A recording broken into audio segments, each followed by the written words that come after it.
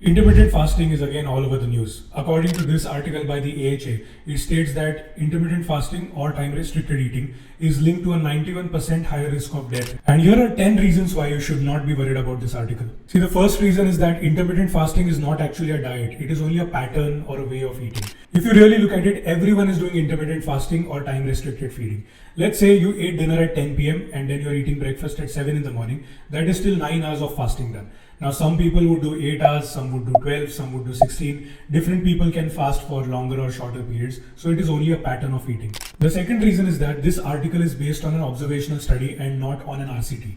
RCT stands for randomized controlled trial. If you ask any scientist, he would be able to tell you that RCTs or randomized controlled trials are the best form of studies.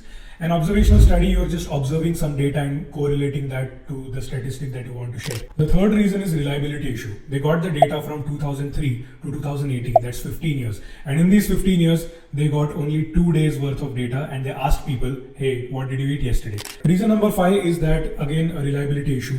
The average age of people in this is 48.5 years, of which 73% is the drinking population and the average BMI is 28 and above, which means overweight category. So if you see these categories and age groups, the risk of heart disease is already high. The sixth reason is that this study is not peer reviewed. Plus, only an abstract is published. The whole study is also not published. And look at our media houses. They have already pounced on it and have made this into a big news based on a study in which only abstract is published. Again, a reliability issue, and the AHA themselves have written this, and I quote, "This association makes no representation or guarantee as to their accuracy or reliability." They themselves have said it. Reason number 8 is that the good studies which are already there are numerous randomized controlled trials or RCTs which actually state that intermittent fasting helps a person in restricting his or her calories, helps a person in choosing the right macronutrients, helps a person in curbing cravings, and then generally helps in good well-being and health. Next 2 points according to me are based on religion. See, this research or this study was published on 18th of March, which is in the middle of Ramadan or Ramzan, which is a religious thing in which there is a lot of fasting involved.